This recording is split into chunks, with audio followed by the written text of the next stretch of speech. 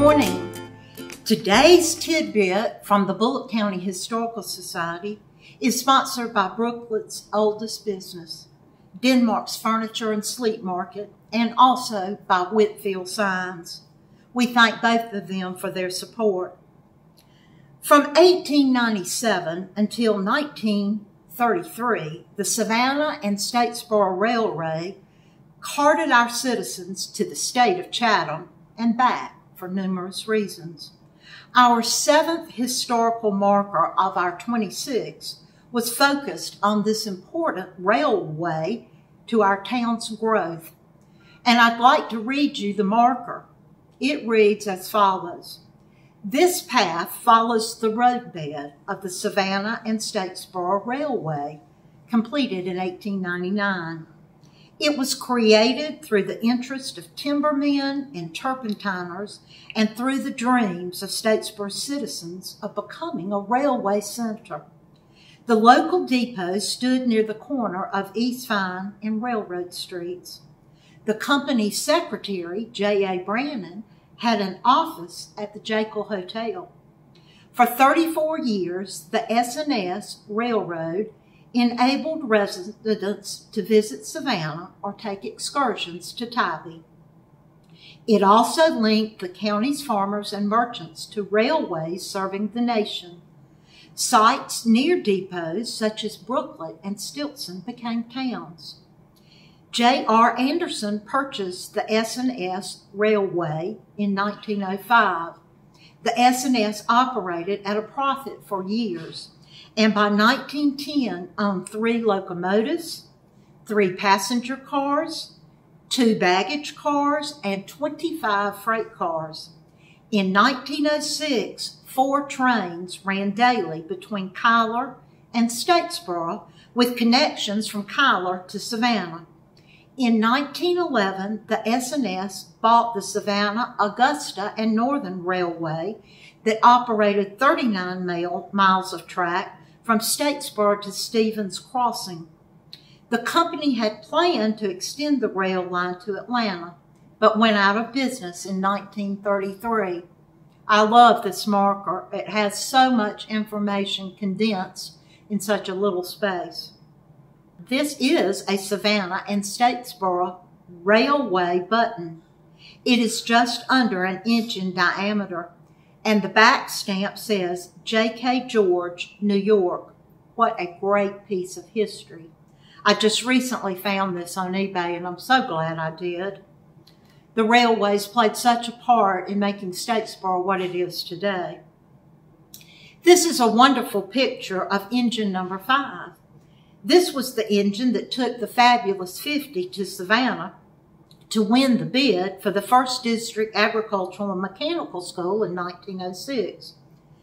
It is the prominent feature of our new Uptown mural done by David Boatwright of Charleston, South Carolina. We have really had great support for and love of this great piece of public art that your Historical Society brought to us to Uptown Statesboro. I am amazed that most people do not know that the school we won, not Savannah, more than a year later, was a high school. Only later did it become an area college, then a teacher's college, and today a full-fledged university. I think I have subject matter for another tidbit. What you think? This event is near and dear to me on so many levels, one of which is that my great-grandfather, Jason Franklin, was one of the fabulous 50. His in-town house is still on Zetterau, and it's the home of Fraser's Florist.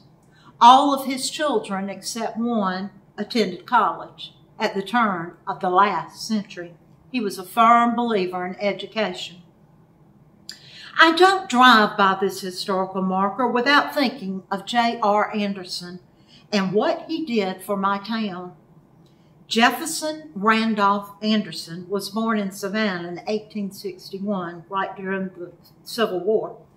He studied both in Germany and at the University of Virginia. He developed a large law practice in Savannah, that represented many railroads and corporations. It is a very still prosperous firm in Savannah, now named Hunter McLean. We all have heard of that. He was an ally and confidant of Governor Joseph Terrell, who was the champion of the A&M schools and got those started as a bill in the legislature. It was Mr. Anderson that urged Governor Terrell to cast the winning vote for Statesboro. The final tally was Emanuel County 2, Tattnall County 4, and Bullitt County 7. Anderson Hall at our university is named for him. In 1905, he purchased the Savannah and Statesboro Railway. Here is a train pass for the railway with Mr. Anderson's signature. I treasure this item of history. It was the Savannah and Statesboro that got you to Kyler in Bryan County, where you boarded the Seaboard Railway to travel on to Tidbit. Don't you just love this advertisement? Wow, I wish I was at the beach right now. I entertain a lot, and I really think I would have rented the train a time or two. They were very accommodating in running special trains for special occasions. How glorious! In 1901, the S&S ran a special train from Statesboro to Stilson to take guests of the wedding of Azalea Strickland and Albert Deal, two prominent people, one from the town and one from way down in Stilson. Society members Inman and Mary Sue Hodges live at the intersection of Azalea Drive, named for this lady, and please note that Azalea is spelled with an I, not an E. Mary Sue will tell you that in a heartbeat.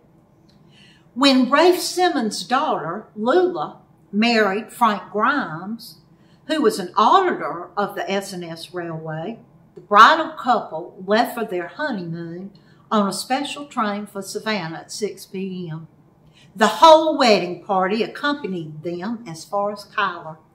There were refreshments and chaperones, and a wonderful time was had by all. Lovely story of our history.